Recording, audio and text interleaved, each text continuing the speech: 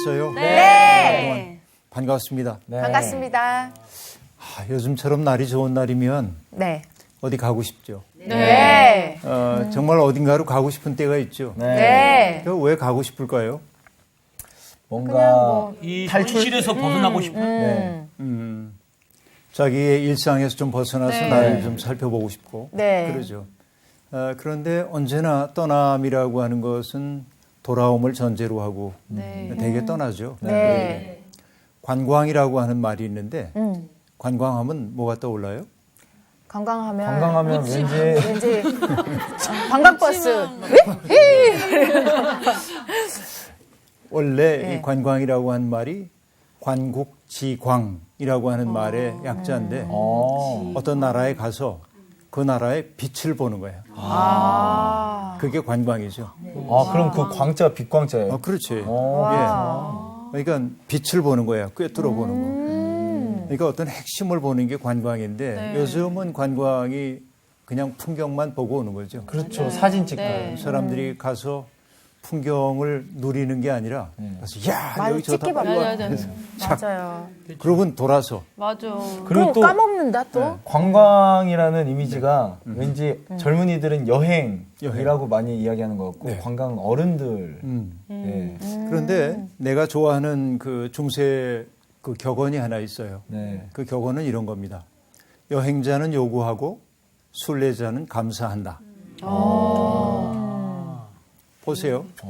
내가 어딘가를 여행하면 끝없이 뭔가 요구하는 거죠. 내가 비용을 치렀으니까. 그렇죠. 왜 이렇게 대접이 소홀해? 맞아. 그래서 늘 불평하게 되죠.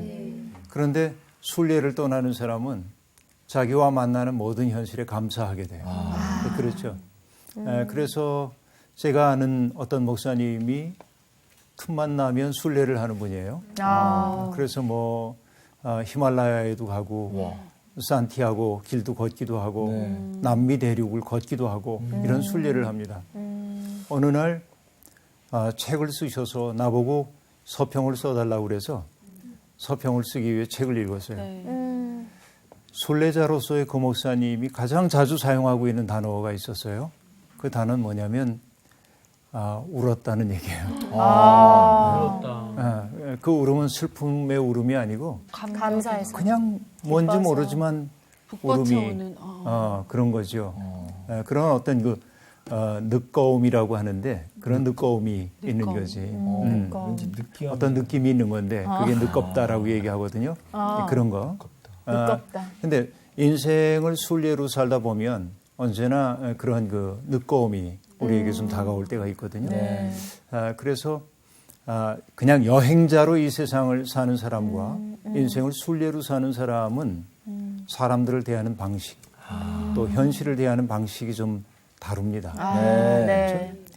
내가 태어날 때 내가 선택해서 태어나지 않았죠. 그것처럼 내가 세상 떠날 때도 내가 선택해서 떠나지 못하거든요. 물론 인간의 적극적 선택인 자살이라고 하는 것도 있지만 그런 예외적인 경우를 놔두고 본다면 내 생을 내 마음대로 할 수가 없어요.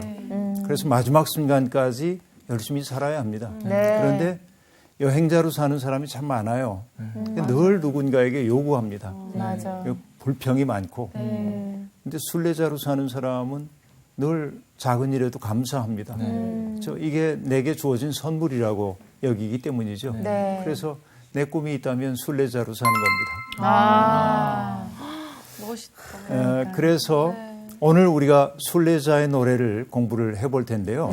시편 84편입니다. 같이 한번 보실까요? 오늘 수업 시편 42강 마음의 시온의 대로가 있는 자에게 길지 않은 시니까 조금씩 나눠서 읽으면 되겠어요. 84편. 네. 만군의 여호와여 주의 장막이 어찌 그리 사랑스러운지요. 내 영혼이 여호와의 궁전을 사모하여 세약하며 내 마음과 육체가 살아계시는 하나님께 부르짖나이다. 나의 왕 나의 하나님 만군의 여호와여 주의 제단에서 참새도 제 집을 얻고 제비도 새끼 둘 보금자리를 얻었나이다. 주의 집에 사는 자들은 복이 있나니 그들이 항상 주를 찬송하리이다. 셀라. 주께 힘을 얻고 그 마음에 시온의 대로가 있는 자는 복이 있나이다. 그들이 눈물 골짜기로 지나갈 때에 그곳에 많은 샘이 있을 것이며 이른 비가 복을 채워주나이다. 그들은 힘을 얻고 더 나아가 시온에서 하나님 앞에 각기 나타나리이다. 만군의 하나님 여호와여 내 기도를 들으소서. 야곱의 하나님이여 귀를 기울이소서. 셀라. 우리 방패이신 하나님이여 주께서 기름 부으신 자의 얼굴을 살펴보옵소서. 주의 궁정에서의 한날이 다른 곳에서의 첫날보다 나은즉 악인의 장막에 사는 것보다 내 하나님의 성전 문지기로 있는 것이 좋사오니 여호와 하나님은 해요 방패이시라. 여호와께서 은혜와 영화를 주시며 정직하게 행하는 자에게 좋은 것을 아끼지 아니하실 것임이니이다. 만군의 여호와여 주께 의지하는 자는 복이 있나이다. 네. 아멘. 고맙습니다. 금방 말씀을 드렸던 것처럼 이 시편 84편은 순례자의 노래입니다. 네. 그러니까 하나님의 성전이 있는 예루살렘을 향해 순례하고 있는 사람의 노래인데 네. 아까도 얘기했지만은 순례라고 하는 게 참 가슴 벅참이 있거든요. 네. 인생을 뭐에 비유할 수 있을까요? 인생이요. 인생은 미완성이라고 생각합니다. 미완성. 완성되는 곳은 하늘나라 갔을 때. 웬일이야. 멋있다. 나는 인생은 미로 같아요. 미로. 그죠? 언제나 생각해 봅니다. 어떤 중심을 향해 나아가는데 가다 보면 내가 중심에 이르렀거니 싶은 순간에 밖으로 나가야 돼. 그죠? 미로는 그렇잖아요. 또 내가 너무 바깥에 있는데 싶은 순간 미로는 또 중앙으로 날 인도하고 거기 찾는 일이 쉽지가 않아요. 언제나. 그래서 인생을 살다 보면 인생이 뭔지 알 수 있나? 알기 참 어려워요. 인생이 뭔지 알기 어려워요. 그래서 언제나 인생이라고 하는 그 긴 시간을 돌이켜 생각해 보면 그저 얘기할 수 있는 건 어떤 이들은 아름다웠다. 그렇게 말할 수 있겠고 뭐 천상병 시인 같은 분은 이 세상 소풍 마치는 날 하늘로 돌아가 이제 감사하겠다고 얘기하죠. 하늘로 돌아가서 그게 귀천이지. 나 하늘로 돌아가리라 그러죠. 그래서 생이 괜찮은 거죠. 그러니까 한비아 선생 같은 분은 세상을 떠나면은 한마디 말만 듣고 싶대요. 하나님께. 애썼다. 이 말 한마디 듣고 싶답니다. 그렇죠? 인생이 참 쉽지가 않아요. 어떤 분한테 연세 많으신 분들한테 여쭙습니다. 어때요? 인생을 한 80년 살아보시니까 인생이 뭔지 아시겠어요? 알긴 뭘 알아요. 그냥 살았지. 되게 그렇게들 사시거든요. 별로 이제 깊은 생각 안 하고 이렇게 사시는 거죠. 쓸쓸하죠. 그 인생이. 어떤 분한테 사실만 했냐고 물어보면 정색을 하고 얘기합니다. 나 살아온 얘기 다 하자면 소설책이 몇 권이요. 그렇죠. 왜냐하면 이 얘기는 산다는 게 그만큼 만만치 않았다 하는 얘기죠. 나도 그렇습니다. 살아온 세월 돌이켜보면 난 특별히 어려웠다고 생각 안 해요. 어려움이 없었기 때문이 아니라 뭐 어려움이야 다 겪는 건데 뭘. 그 생각이 내게 있어가지고 좀 그렇기도 하거든요. 어린 시절에 나는 바닷가에서 살았습니다. 바닷가에 살았는데 서해안 바닷가였기 때문에 조수간만의 차이가 상당히 컸어요. 그래서 물이 쭉 빠지면 어른들과 함께 그 갯가에 나 있는 길을 따라서 쭉 들어가요. 망둥이도 잡고 개도 잡고 그러기 위해서 들어가는데 얼마나 먼지 몰라요 거기가. 그러니까 어른들은 두벅두벅 얘기하면서 가시는데 어린 우리들은 너무 지루한 거예요. 그렇죠. 지루. 그럼 가다가 중간쯤 갔을 때 언제나 얼마나 더 가야 돼 하고 저렇게 바라보면 아득합니다. 가야 할 길이. 그래서 후회스러워서 돌아봐요. 돌아가기도 막막해. 돌아갈 수도 없어. 이게 인생의 비유 같아. 아득하고 막막해. 아득하기도 하고 막막하기도 해. 그래서 그런데 아득함과 막막함 사이에 서 있는 게 인생이죠. 답 없는 삶을 살 수밖에 없는 거죠. 그러나 우리가 잊지 말아야 될 것은 답 없는 삶이라고 해서 답 없는 자로 살아서는 안 되고 뭔가 중심을 향해 가야 하거든요.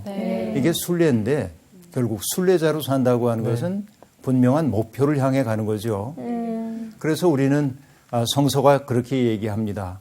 우리는 예수 그리스도를 표대로 삼고 간다. 그렇게 말하죠. 표대이신 주님이에요. 네. 그래서 인생의 막막함이 느껴질 때마다 나는 떠오르는 곡이 있습니다. 순례자의 노래인데요. 네. 저 멀리 배는 나의 시. 네. 알아요? 네. 정말 그거 옛날에 나온 건데. 진짜 나이가 여기서 들어나나요? 옛날에 나왔죠. 유명한 노래기 때문에. 한번 해보겠어요? 네. 한번 불러보십시다. 그러면 상훈 씨가 앞에 잡아주세요. 불러줄까요? 같이 부를까요? 같이. 네. 저 멀리 배는 나의 시온성 오 거룩한 곳 아버지 집 내 사모하는 집에 가고자 한 밤을 세웠네 저 망망한 바다 위에 이 몸이 상할지라도 오늘은 이곳 내일은 저곳 주 복음 전하리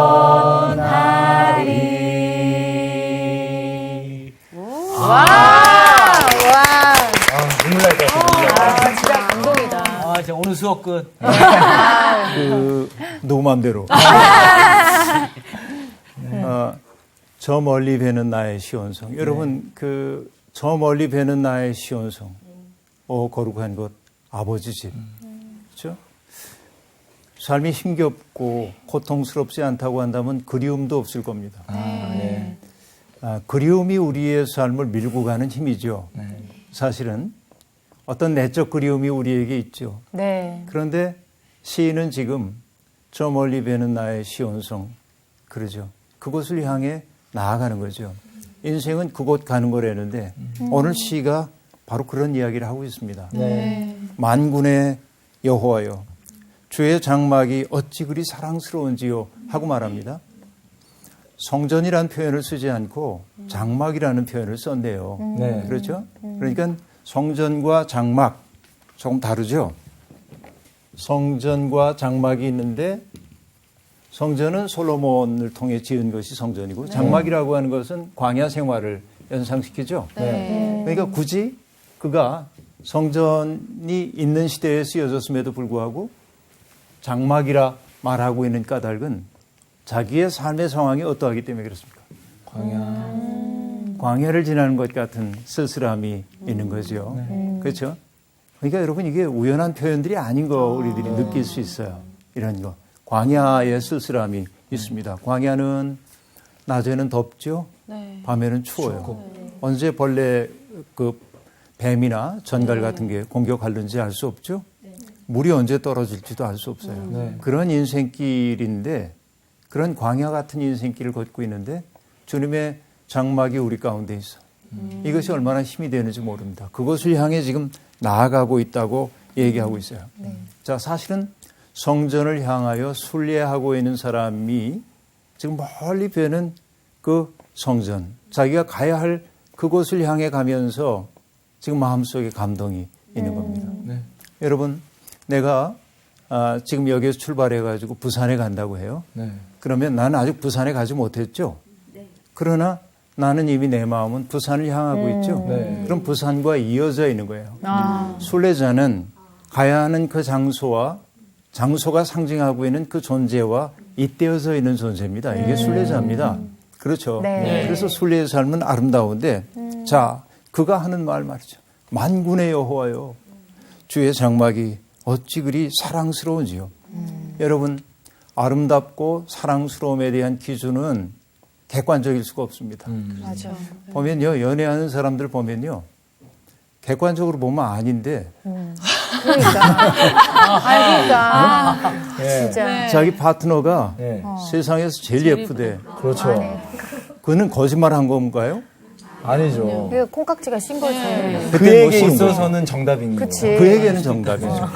이게 굉장히 중요해요. 네. 희한해. 그래서 어떤 미적 감흥이라고 하는 것이 다 똑같지가 않아요. 네. 정말 예쁘대 그래서 보는데 아니야. 그 여자가 보는 눈하고 남자가 보는 눈하고 다르죠. 또 그죠? 보는 기준이 또 다른. 달라요. 네. 그러니까 아름다움에 대한 인식은 객관적 판단 기준이 없어요. 네. 맞아. 그런데 뭘 어떨 때 아름다움을 느끼냐면 자기 속에 그리움이 있을 때 아름다움을 느낍니다. 이게 아시겠습니까? 이게 그리움. 자기 속에 그리움이 있을 때 아름다움을 느낄 수 있는 것이죠.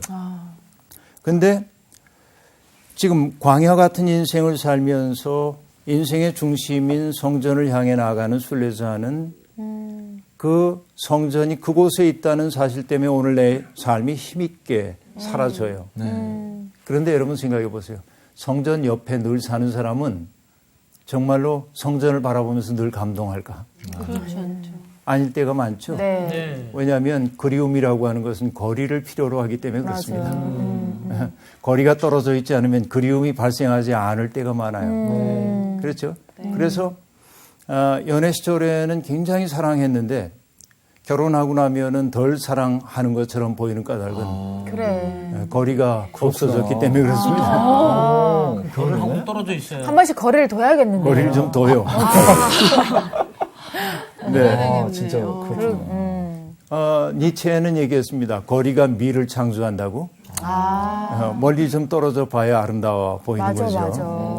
아무튼 얼굴도. 예루살렘에 사는 사람들은 이런 그리움을 못 가졌을 가능성이 아주 많이 있습니다. 그래서 익숙해진다고 하는 것은 편안해짐이기도 하지만 감각의 낡아짐이기도 합니다. 우리는 새롭게 누군가를 보지 못하는 거죠. 네. 그래서 아름다운 산에 모처럼 찾아가는 사람은 정말 좋다. 와, 자주 와야지. 그런데 어때요? 자주 가진 못해. 네. 실제로. 네. 근데 산 아래에 살고 있는 사람들은 저 사람들 뭘 보고 좋다고 그래? 뭐야? 왜냐하면 저 산이 때때로 일거리로 보일 때도 있기 때문에 그래요. 네. 그런 거죠. 네. 여러분, 이 시인이 자기의 마음의 중심을 시온으로 두고 살고 있는 거죠. 세상에서 제일 행복한 사람은 누구냐면 마음의 중심이 있는 사람입니다. 그렇죠? 하나의 중심에 잇대어져 있는 사람은 언제나 잘 살 수 있습니다. 여러분 이런 거 있죠. 이렇게 이제 뭘 돌려요. 이렇게 이렇게 돌려요. 그러면은 여기 매달린 거는 밖으로 나가려고 그러죠. 뛰쳐나가려고. 무슨 힘 그게? 원심력. 원심력. 그런데 나는 자꾸 잡아당겨 안으로. 무슨 힘? 구심력. 원심력, 구심력. 그렇죠? 인생은 보면 때때로 뛰쳐나가고 싶어요. 그렇죠? 청소년들이 부모에게 자꾸 반항하는 것도 그 세계로부터 벗어나고 싶어요. 그러나 청소년들이 방황할 수 있는 건 무엇 때문이냐면 구심력으로 잡아당겨주는 부모의 사랑이 있기 때문에 가능해요. 그것도. 이 두 가지 힘이 함께 작동하거든요. 상훈 씨 뭔가 지금 생각하고 있죠? 네. 예. 그렇죠. 네. 그런 것입니다. 마음의 중심이 있다고 하는 것이 얼마나 고마운 일인지 모릅니다. 어떤 이에게 마음의 중심이 어머니인 사람들이 많죠. 특히 남자들이 그런 경우가 아주 많이 있습니다.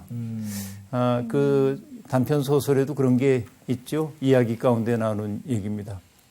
왕이 세상을 떠나기 전에 아들들에게 얘기하죠. 오늘 이제 세상을 가장 먼 데까지 다녀온 아이에게 왕위를 물려주겠다. 그래서 다들 황급히 나갔습니다. 빨리 갔다 오려고 뛰는데 한 녀석이 느긋해요. 얘는 느긋하게 있더니 자기 어머니한테 갔어요. 어머니 주위를 한 바퀴를 쭉 돌더니 절을 하고 앉아 있습니다. 어머니가 세상인데 이미 세상을 한 바퀴 다 돈 거야. 굉장히 철학적이네요. 이야, 진짜. 그죠? 왕 될만 하네요. 왕 될만 하죠. 그런 그 어떤 느낌이 필요하죠. 중심이 뭔지를 알고 산다고 하는 거. 이것처럼 귀한 일이 없죠. 그래서 그 중심에 잇대기 위해 시인은 오늘 가고 있어요, 지금. 그렇죠? 그런데 그가 아까 얘기했어요. 그리움이라고 하는 게 사랑을 발생시킨다고 얘기를 했는데 네. 2절에 보니까 내 영혼이 여호와의 공정을 사모하여 쇠약하며 그렇죠? 내 마음과 육체가 살아계시는 하나님께 부르짖나이다 하고 말합니다. 자, 여기에 영혼, 마음, 육체 이렇게 얘기합니다. 그렇죠? 마음, 영혼, 마음, 육체 셋을 얘기하고 있죠. 네. 이거 꼭 그렇게 표현할 건 없지만은 영혼, 마음, 육체 세 가지를 얘기해요. 여러분 이게 통전적으로 보면 인간 전체입니다. 네. 이게 그렇죠. 네. 어떤 분이 얘기하는데요. 이걸 영혼육이라고도 얘기해 보십시다. 영혼육. 네. 근데 인간의 영혼이라고 하는 것은 하나님과 관계하는 부분이에요. 굳이 나눌 수는 없습니다만 나눠 설명하자면 내 속에 하나님에 대한 그리움 생기는 것은 내가 영적 존재이기 때문에 그렇습니다. 하나님하고 부르고 싶은 까닭은 내 속에 영적 존재가 있기 때문에 그렇습니다. 네. 마음 혹은 혼이라고 하는 것은 내가 가지고 있는 창의적인 생각 같은 것들을 일컫습니다. 이 성적 능력도 마음에 속한다고 볼 수 있죠. 육이라고 하는 것은 살덩어리만을 얘기하는 건 아니에요. 그러나 어쨌든 내가 살기 위해서는 육을 떠나서는 살 수가 없죠. 네. 이 세 가지가 함께 돼서 인간이라고 얘기를 하는데 어떤 분이 얘기하더군요. 세 종류의 사람이 있답니다. 어떤 사람이냐면 영혼육을 기차라고 얘기하면 네. 영혼이 마음과 육체를 끌고 가도록 하는 삶이 있고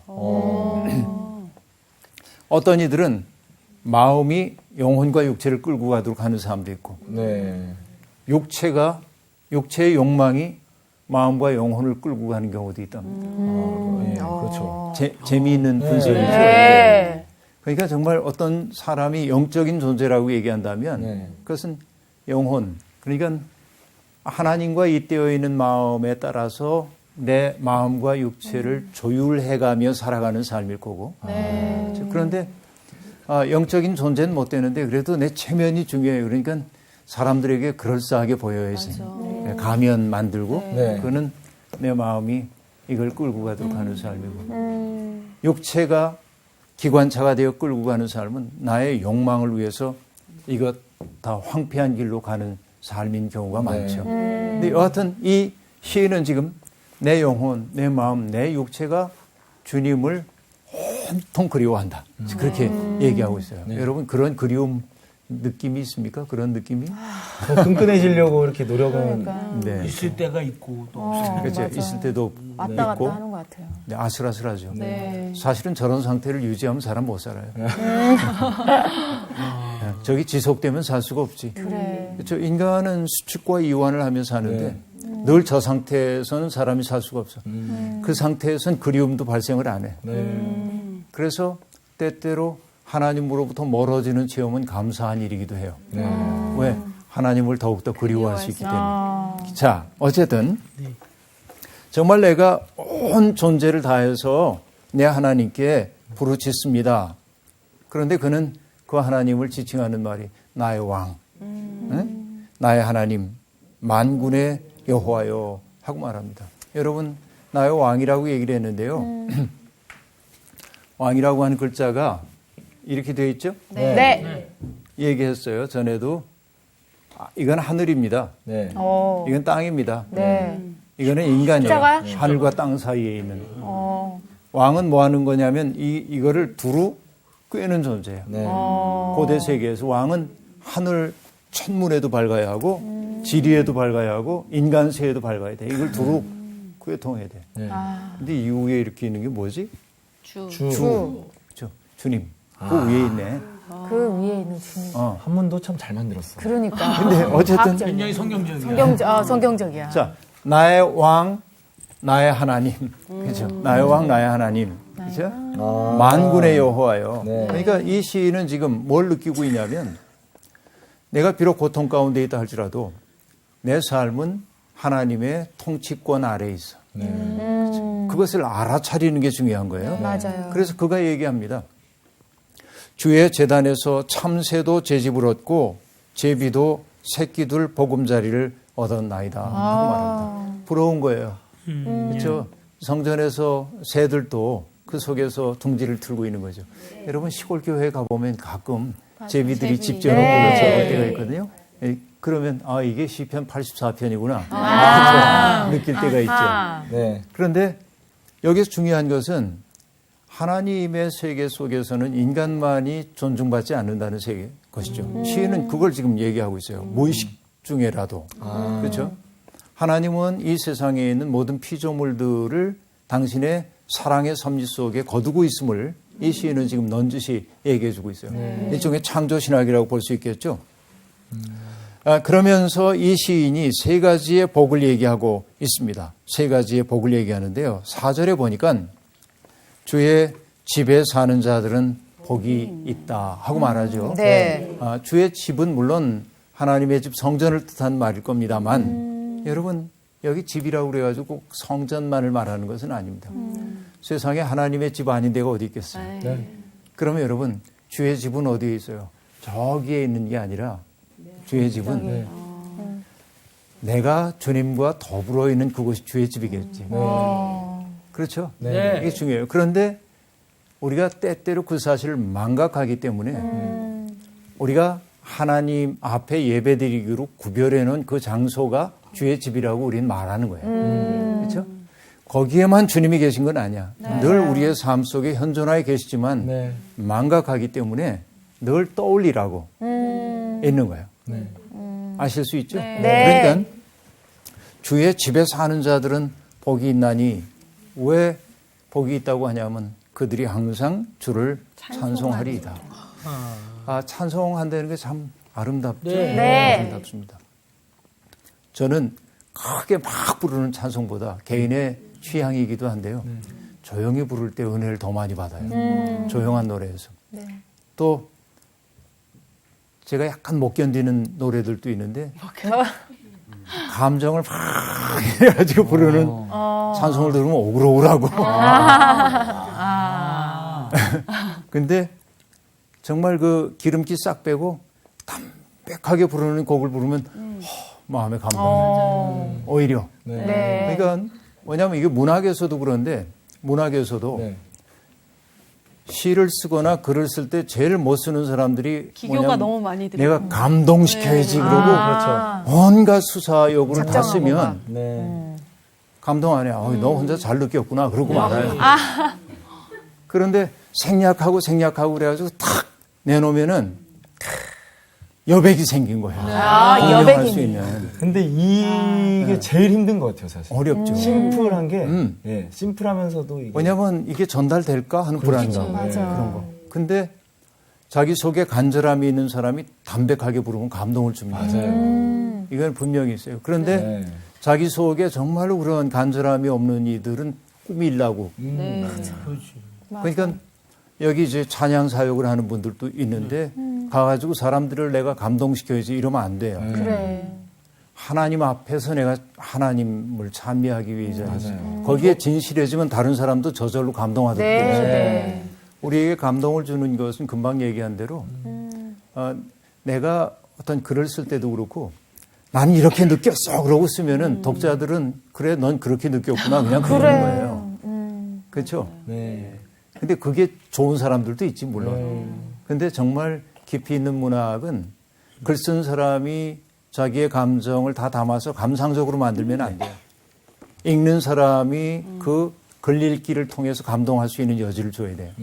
그거하고 똑같은 거예요. 지금. 그렇죠?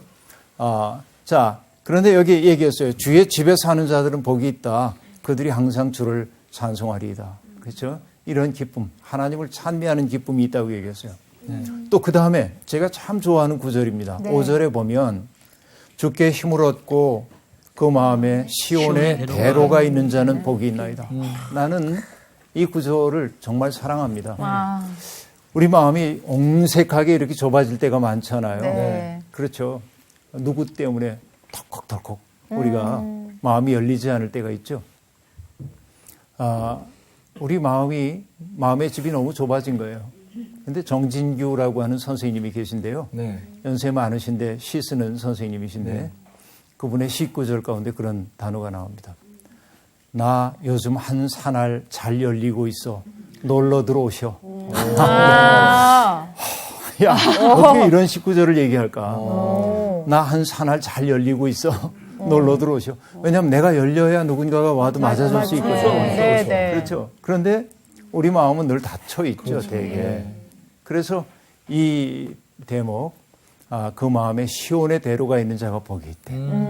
내 마음이 확 열린 거예요. 다시 얘기하면 왜 시온의 대로가 있는 것일까요? 내 마음속에 시온의 대로가 있다고 하는 것은 오로지 하나님에게 내 마음을 집중하고 나니까 이전에 나를 괴롭히고 있었던 것들이 나를 규정하는 힘이 줄어드는 거예요. 여러분, 나무의 가장 아름다울 때는 어느 때일까요? 봄, 여름, 가을, 겨울 중에. 나무. 여름 아닐까요? 여름. 열매 익을 때. 다 다르군요. 여러분, 봄에 새잎이 나올 때 얼마나 예쁜지 몰라요. 이 연두빛 잎들이 어떻게 보면 꽃보다 더 예쁠 때도 있어요. 여름에 또 무성한 나무를 보는 것도 즐거웁니다. 가을 낙엽. 진짜 예뻐. 근데 슬퍼요? 요즘 되게 예뻐요. 되게 예뻐요. 요즘 진짜 예뻐요. 근데 나는 겨울나무 좋아. 눈이 좀 묻었을 때. 뭐 안 묻어도 돼. 분위기 있어. 겨울나무. 좋아요. 겨울나무도 굉장히 좋아요. 왜냐하면 겨울나무는 종교적입니다. 우리는 겨울이 되면 옷을 자꾸 껴입잖아요. 그렇죠. 그러니까 계절로서의 겨울뿐만 아니라 우리는 이 세상에서 무시당하지 않으려고 이런저런 것 가지고 껴입고 나를 치장하고 이러잖아요. 그러나 벌거벗고 나면 내 존재가 너무 초라해 보일 때도 있는 거죠. 그래서 용문신하고 그런 분들이 옷을 입고 있으면 잘 안 드러나기 때문에 그분들이 사우나에 가는 걸 좋아한답니다. 보여줘야 되니까. 보여줄 수 있잖아요. 그게 슬픈 존재인 것이죠. 그런데 겨울나무를 보면 나무가 살아나기 위해서 겨울이 될 때 뭘 하냐면 떨켜를 만들어가지고 수액이 잎 쪽으로 가지 않도록 해가지고 그쵸 막을 만들어. 그러니까 더 이상 수액이 전달되지 않기 때문에 떨켜에서 똑 떨어져 나가는 거죠. 낙엽이죠 이게. 그렇게 해서 나뭇잎 다 떨구고 오로지 졸가리로만 남아가지고 추위를 견디는 거예요. 장엄하지 않아요? 그 추위를 견디기 때문에 봄에 새잎이 나오는 거죠. 때때로 여러분 신앙이라고 하는 게 그런 것 같아요. 때때로 내 생이 헐벗는 것처럼 느낄 때도 있어요. 근데 고마워해야 돼. 왜? 그 헐벗었을 때 내 삶에 불필요하던 것들이 떨어져 나가. 비본래적인 것들이. 정말 소중한 것과 덜 소중한 것이 구별되기 시작하는 거죠. 그렇죠? 그때 비로소 내 속에 뭐가 생기냐면 시온의 대로가 생기는 거예요. 그래서 시인처럼 말할 수 있어. 나 한 산알 잘 열리고 있어. 놀러 들어오셔. 이렇게. 여러분, 그렇죠. 누군가가 내게 다가올 수 있도록 해주는 거죠. 그런데 이 시인은 하나님께 힘을 얻었기 때문에. 그렇죠? 세상에 그 무성한 나뭇잎이 아니야. 하나님으로부터 공급되는 힘이 내 속에 있었더니 나를 괴롭히고 있었던 거, 나를 타인들로부터 가로막고 있었던 것들이 뻥 뚫리고 내 마음에 시온의 대로가 생겼어. 여러분 이거 정말 우리가 꿈꿔야 하는 것 아닐까요? 그렇죠? 그들이 자 시온의 대로가 있는 사람은 어떻다고 얘기합니까? 눈물 골짜기를 지날 때 그곳에 많은 샘이 있을 것이며 이른 비가 복을 채워 주나이다 하고 말합니다. 자 우리의 인생이 눈물 골짜기라고 해도 그렇죠? 그 속에서도 많은 샘이 있다. 안 보일 수 있어요. 사람들에게. 여러분 아브라함의 아내가 사라인데 사라에게 후처가 있었죠. 하갈. 그렇죠. 하갈이 이스마엘을 낳았는데 쫓겨나죠. 집에서. 그래서 하갈이 쫓겨나요. 그래서 광야에서 먹을 것도 다 떨어지고 물도 떨어지고 그래서 울었습니다. 그래서 아들도 저기에서 울거든요. 그러자 하나님이 오셔요. 그래서 왜 울고 있냐고 묻고 대화를 나눈 끝에 약속을 해줘요. 내 아들도 큰 나라 이룰 거야. 그렇죠? 그리고 용기를 북돋아줘요. 그러니까 꽉 막혀 있었던 그의 마음속에 용기를 불러일으켜 준 거예요. 내가 지금 비록 고단한 세월을 살고 있지만은 하나님이 나와 내 아들을 위해서 이미 계획을 가지고 계시구나. 그래서 꽉 막혔던 게 뻥 뚫렸어요. 그러자 성경이 뭐라고 얘기하냐면 눈이 열려 샘이 있는 것을 보았더라 하고 샘을 보는 거야. 이전에는 안 보였거든요. 우리 인생이 그래요. 때때로 샘이 없는 것처럼 느껴질 때 많아요. 그런데 내 마음에 시온의 대로가 열리는 순간 샘이 열려. 그 눈이 떠지는 거죠. 기가 막힌 표현입니다. 그리고 이런 빛까지도 우리에게 복을 채워준다고 얘기를 하고 있어요. 그래서 그들은 고통스럽더라도 힘을 얻고 또 얻어서 나아가 시온에서 하나님 앞에 각기 나타나리이다. 이렇게 얘기하고 있습니다. 네. 그렇죠. 여러분 인생이 힘들어. 힘들지만 그러나 저 성전에 계신 하나님과 만나리라는 꿈을 가지고 한 걸음 한 걸음 걷다 보면 어느새 넘어서는 거예요. 인생의 고통을. 그러니까 늘 어려워하고 벽만 바라보고 내 앞에 왜 이렇게 벽이 많아? 그럴 것이 아니에요. 이 벽을 길이라고 여기고 한 걸음씩 가는 거지. 한 달음에 못 가도. 담쟁이라고 하는 시가 있거든요. 네. 도종환 선생님의. 네. 정규 씨, 네. 내가 그 시 줬죠? 아, 예. 정교하고 있구나. 한번 낭독해 보실래요? 좋아하시겠습니다. 네. 낭독해 주세요. 네. 담백하게. 네. 저것은 벽. 어쩔 수 없는 벽이라고 우리가 느낄 때 그때 담쟁이는 말없이 그 벽을 오른다. 물 한 방울 없고 씨앗 한 톨 살아남을 수 없는 저것은 절망의 벽이라고 말할 때 담쟁이는 서두르지 않고 앞으로 나간다. 한 뼘이라도 꼭 여럿이 함께 손잡고 올라간다. 푸르게 절망을 잡고 놓지 않는다. 저것은 넘을 수 없는 벽이라고 고개를 떨구고 있을 때 담쟁이 입 하나는 담쟁이 입 수천 개를 이끌고 결국 그 벽을 넘는다. 와우. 고맙습니다. 늦거운데요? 그렇죠. 늦고 오셨어요. 늦거워. 담백하지 않아? 어쨌든 살면서 굉장히 고통스러운 순간이 있지만 네. 그 삶 속에서 마치 담쟁이가 조금씩 올라가 마침내 수없이 많은 잎을 거느리고 담을 넘는 거죠. 네. 네. 하나님께 힘을 얻는 사람들은 그렇게 산다는 거죠. 이게 이제 복이 있다. 그렇죠? 네. 그래서 그가 이제 얘기합니다. 만군의 하나님 여호와여 내 기도를 들으소서. 야곱의 하나님이여 내 귀를 기울이소서. 그러면서 9절에 보니까 기름 부으신 자의 얼굴을 살펴보소서 하고 말합니다. 다시 얘기하면 기름 부음 받은 자는 통치자일 수도 있죠. 네. 하나님의 일을 하는 사람일 수도 있습니다. 그들을 돌봐주십시오. 자, 내 괴로움에만 묶여있지 않고 이제는 누군가를 위해 기도할 수 있는 힘도 생겼네요. 네. 내 쪽으로 채워지니까. 그죠? 그러고 얘기합니다. 10절 유명한 구절이죠. 네. 주의 궁정에서의 한 날이 다른 곳에서의 첫날보다 나은 즉 악인의 장막에 사는 것보다 내 하나님의 성전 문지기로 있는 것이 좋사오니 이렇게 얘기하고 있습니다. 저는 이 네. 구절을 찬양으로 먼저 접했거든요. 맞아. 그래서 이 찬양을 가사 쓴 사람이 대체 어떤 마음으로 이걸 썼냐. 시편이에요. 시편 84편이네. 그러니까 시편이 있었는데. 그렇죠. 네. 여기서 중요한 것은 뭐냐면 악인의 장막 혹은 주의 궁정이 구별되어 있지만은 아까도 얘기했어요. 장소성의 문제가 아닙니다. 악인의 장막이 따로 있고 뭐 이런 게 아니죠. 네.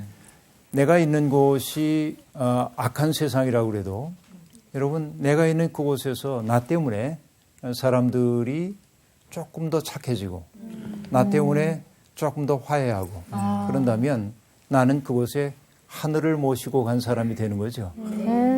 그렇죠? 네. 우리의 질척질척한 일상 속에 하늘을 모시고 가는 사람이 성도거든요. 네. 믿는 사람은. 그러니까 악인의 장막 따로 있고 주의 궁정 따로 있다고 생각하면 이것도 이분법적인 거예요. 여긴 좋고 여긴 나쁘고. 그러면 나쁘다고 배관시하는 그 세계는 우리에게 나쁠는지 몰라도 하나님 보시기에는 또 쓰임새가 있는 세상일 수 있어요. 그렇죠. 그래서 장소성의 문제가 아니다 하는 얘기예요. 그래서 마음의 중심이 어디에 있느냐 하는 게 중요하죠. 네. 하나님의 마음과 우리가 얼마나 조율하며 살 수 있겠는가. 그 삶이 얼마나 흔한 삶인지 이제 보여주고 있는 대목입니다. 그래서 이 시인이 얘기합니다. 12절에 이 모든 복들을 뭉뚱거려 가지고 하는 얘기가 만군의 여호와여 주께 의지하는 자는 복이 있나이다 하고 말합니다. 아멘. 아멘. 의지한다고 아멘. 얘기를 하는데 예. 이 말이 자칫 잘못하면 여러분 내가 주님을 의지해요. 그러고 날마다 기대는 것으로만 생각할 수 있습니다. 네. 그렇죠? 사실은 어떤 분이 종교적 감정을 일러서 절대 의존의 감정이라고 그랬어요. 네. 하나님 앞에 나를 절대적으로 맡기는 감정이라는 거죠. 맡김이죠. 그런데 맡김은 무엇이 필요하냐면 신뢰. 그렇죠. 하나님을 절대적으로 신뢰하는 거예요. 네.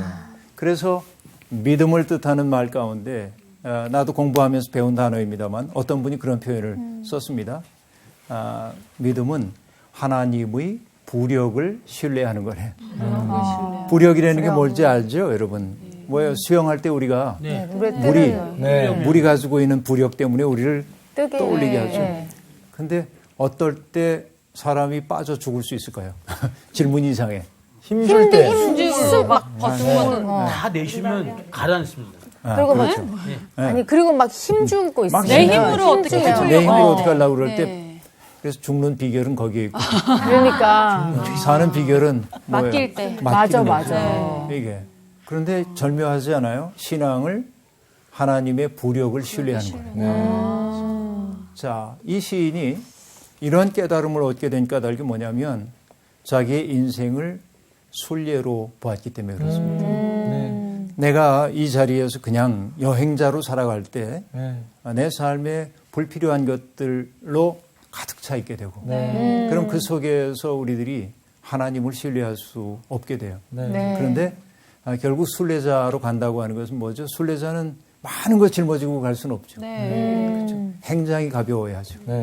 근데 행장이 가볍다고 하는 건 자라고 하는 무게도 좀 덜어내고 내가 누군데 하는 그런 것들 좀 덜어내고 비본래적인 것들을 다 덜어내고 겨울나무처럼 섰을 때 내 속에 중심 하나가 생기고 하나님을 신뢰하는 마음이 내 속에 생기는 거죠.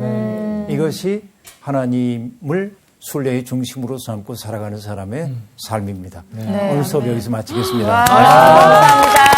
감사합니다.